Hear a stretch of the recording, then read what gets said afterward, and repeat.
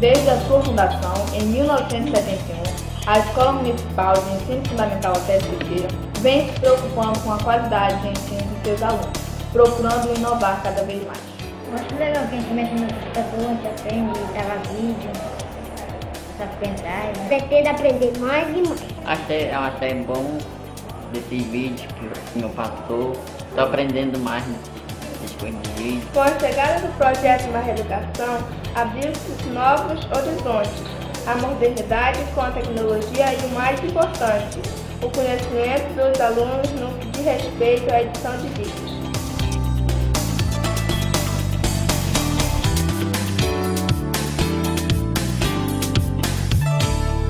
Eu acho muito importante a aula de edição de vídeo, porque no futuro eu pretendo trabalhar numa televisão ou numa produtora, quem sabe.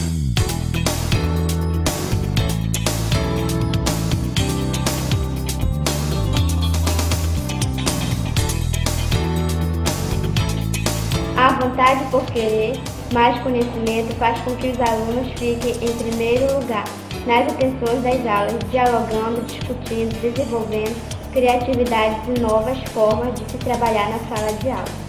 O programa Mais Educação na Escola Pedro Teixeira tem como intuito desenvolver as habilidades dos alunos para a edição de vídeo, como é o programa que nós estamos sistematizando agora. E nós percebemos que o desenvolvimento dos alunos foi muito bom, está sendo bom, porque é de grande importância para a escola que os alunos estejam inseridos no meio tecnológico.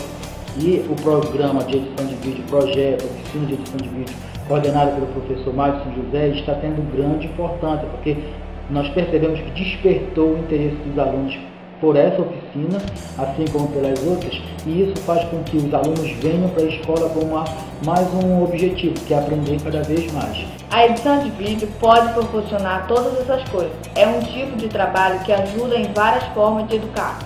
Despertar novas ideias, inverter, produzir, criar algo novo para o maravilhoso mundo mágico da televisão. Eu acho muito bacana porque antigamente eu não sabia como editar um vídeo, agora eu sei por causa da aula de edição de vídeo e eu gosto muito das aulas. Pretendo desenvolver grandes trabalhos para apresentar no Brasil até no mundo inteiro.